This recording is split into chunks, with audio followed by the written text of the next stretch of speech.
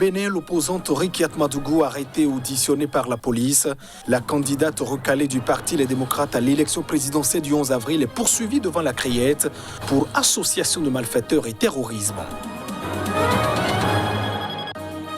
Au Nigeria, les filles libérées après leur enlèvement retrouvent leur famille. Moment d'émotion pour ces adolescentes ainsi que pour leurs parents. La séparation, quoique courte, aura été très longue. Et puis le Rwanda s'apprête aussi à vacciner sa population. Le pays a reçu 100 000 doses de vaccin Pfizer-BioNTech contre le coronavirus et devient ainsi le premier État sur le continent à recevoir le vaccin de ses laboratoires.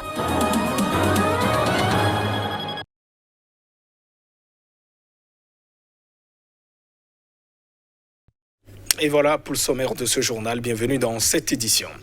Au Bénin, l'opposante Rikiat Madougou, candidate recalée du Parti Les Démocrates à la présidentielle du 11 avril prochain, a été arrêtée par la police et auditionnée depuis ce mercredi.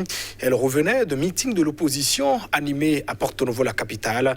Il lui est reproché le financement présumé des projets d'assassinat de personnalités politiques selon les explications du procureur spécial de la Cour de répression des infractions économiques et du terrorisme, ce que refutent notamment ses avocats. Reportage. Aujourd'hui, l'honorable Soui est traqué. Dernière apparition publique de Rikiat Madougou avant son interpellation par la police mercredi soir. La candidate du parti d'opposition Les Démocrates, recalée pour le prochain scrutin présidentiel, venait de finir un meeting aux côtés d'autres candidats de l'opposition tout aussi recalés à Porto Novo, la capitale du Bénin. À la sortie du meeting, il a fallu la mobilisation de la foule pour exfiltrer les leaders d'un dispositif de policiers détachés sur les lieux. Quelques minutes plus tard, ces policiers rattrapent le véhicule les transportant à la sortie de la ville.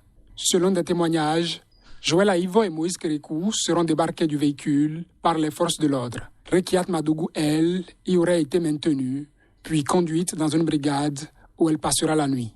Le lendemain, jeudi, c'est le procureur de la Cour de répression des infractions économiques et de terrorisme, Criette, qui monte au créneau pour informer des faits reprochés à Rikiat Madougou.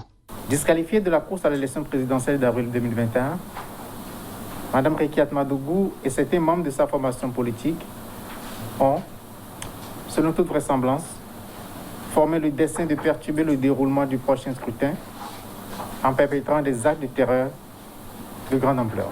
En substance, un projet d'assassinat de personnalités politiques, selon le procureur. Cette mission, prévue pour se dérouler en plusieurs étapes, devait commencer par le meurtre d'une autorité influente de la ville de Parakou sur un axe routier emprunté régulièrement par cette dernière. La mission devait ensuite se poursuivre par l'élimination d'une seconde autorité politique à l'occasion des obsèques de la première victime.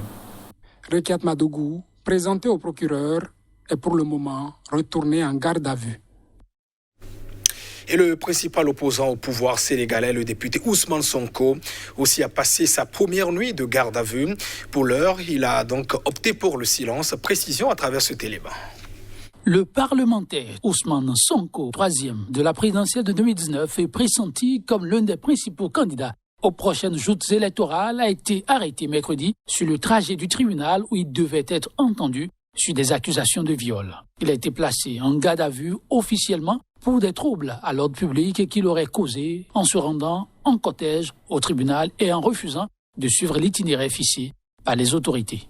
Son arrestation a provoqué des heurts parmi les plus sérieux qu'ait connu Dakar depuis des années. Des troubles ont par ailleurs été rapportés dans d'autres villes du pays. Ousmane Sonko est toujours en garde à vue. Lui et les gardes du corps, arrêtés en même temps que lui, gardent toujours le silence pour protester contre les violations de leurs droits dont ils sont victimes, a déclaré Maître Cheikh Kouraï Saba, son avocat conseil. L'affaire de viol dont il est accusé secoue le monde politique sénégalais avec la présidentielle 2024 à l'horizon. Ousmane Sonko, personnalité au profil anti-système et au discours impétueux, refute les accusations. Ce musulman street pratiquant crie au complot ourdi par le président Macky Sall pour l'écarter de la prochaine présidentielle. Le démenti du président ne s'est pas fait attendre. Des groupes de jeunes et les forces de l'ordre ont échangé mercredi pendant une partie de la journée des jets de pierre et des tirs de gaz lacrymogène dans la capitale. Outre les dégâts matériels observés, les médias et les réseaux sociaux ont rapporté le pillage de nombre de magasins. Le gouvernement de la région de Dakar, Alassane Sall, a finalement demandé le recours des forces armées. Il a assuré un peu plus tard que c'était pour une mission ponctuelle désormais terminée. Actuellement, le calme est de retour dans la capitale. 7 candidats s'affronteront le 11 avril prochain pour la présidentielle au Tchad, dont le chef de l'État sortant, Idriss Déby Itno, au pouvoir depuis 30 ans, ultra favori face à une opposition morcelée, muselée selon elle par l'usage de la force. C'est l'annonce faite ce mercredi par la Cour suprême. La juridiction suprême, dans une décision lue publiquement, a recalé 7 prétendants et retenu les dossiers du vice-candidat, dont celui de Saleh Kebzabo, principal opposant et rival historique du président Déby, qui dirige ce pays d'Afrique centrale d'une main de fer depuis un coup d'État en 1990. Mais Kebzabo avait annoncé lundi qu'il retirait sa candidature, dénonçant une militarisation évidente du climat politique au lendemain de la tentative d'arrestation d'un autre candidat déclaré, Yaya Dillo Djerou, dans un assaut meurtrier de la police et de l'armée contre son domicile de N'Djamena.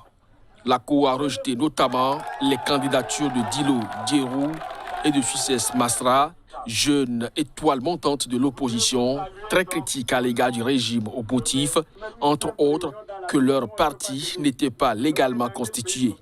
Des ONG internationales, l'ONU et la France, ont réclamé une enquête impartiale sur l'assaut meurtrier contre le domicile de Dillo Djerou qui, selon son parti, a coûté la vie à 5 membres de sa famille. Le gouvernement n'a reconnu la mort que de sa mère et de 2 soldats. Dillo Djerou, visé par 2 mandats d'amener pour diffamation et injure à l'égard de l'épouse de Déby, a pu s'échapper. Depuis quelques mois, le gouvernement interdit systématiquement et réprime durement toute tentative de manifestation de l'opposition et de la société civile qui réclame l'alternance et plus de justice sociale. Amnesty International a dénoncé des restrictions disproportionnées du droit à la liberté de réunion pacifique et des arrestations arbitraires.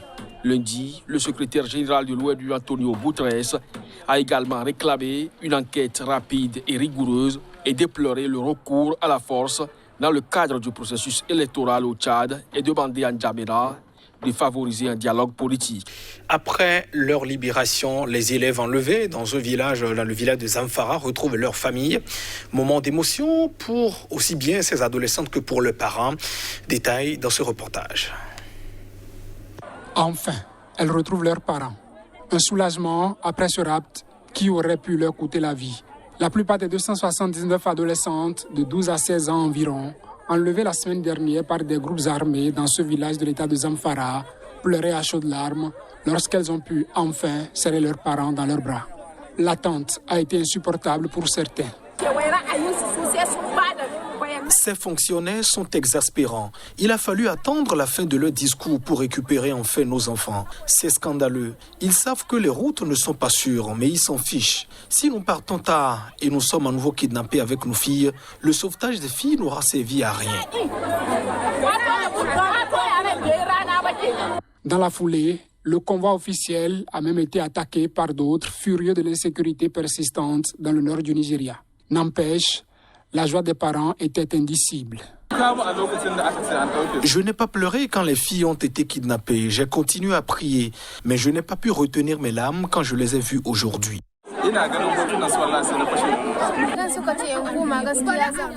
Si mes parents disent que je dois retourner à l'école, j'y retournerai. Et s'ils disent que je ne dois pas, je ne le ferai pas. Les adolescentes ont été libérées dans la nuit de lundi à mardi, après 4 jours de captivité dans des conditions épouvantables et une marche épuisante. Le gouvernement d'Alger envisage de déchoir de la nationalité algérienne tout ressortissant commettant à l'étranger des actes préjudiciables aux intérêts de l'État. L'avant-projet de loi a été présenté ce mercredi par le ministre de la Justice.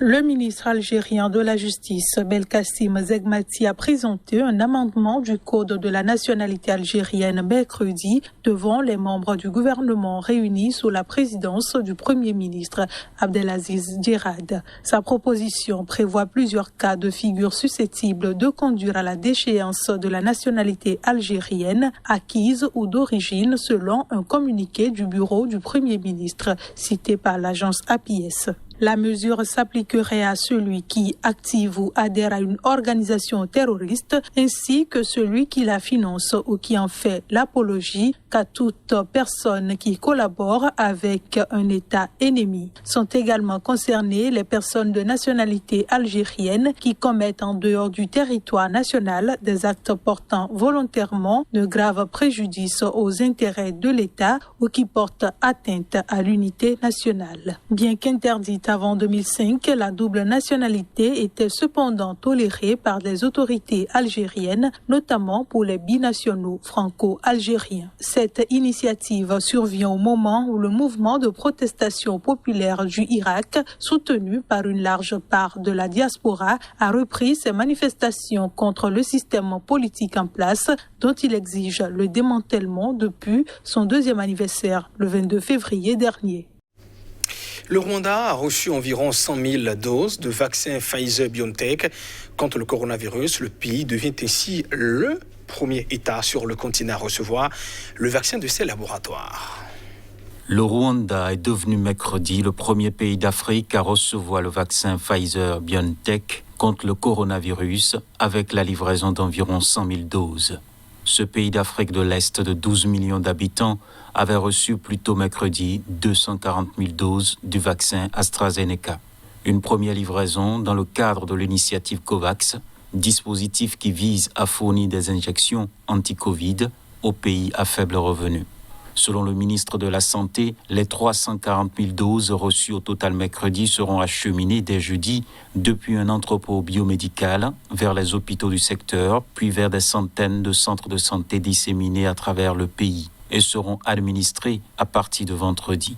Elles permettront d'immuniser environ 171 500 personnels de santé ainsi que d'autres populations prioritaires, comme les personnes de plus de 65 ans ou souffrant d'affections de longue durée. Le Rwanda a commencé à vacciner en février les groupes les plus exposés, comme les travailleurs de la santé, après s'être procuré 1000 doses du vaccin du laboratoire américain Moderna. Le pays prévoit de vacciner 30% de sa population cette année et 60% d'ici la fin 2022, a indiqué le ministre de la Santé, Daniel Ngamije. Le pays a effectué plus d'1 million de tests de dépistage du coronavirus et a détecté un peu plus de 19 100 cas pour 265 décès. Le Rwanda a imposé certaines des mesures anti-coronavirus les plus strictes du continent, avec un arrêt total de l'activité dans le pays en mars 2020 et un reconfinement de la capitale Kigali en janvier 2021. Mesdames et messieurs, ainsi se referme cette édition. Merci de votre attention. Au revoir.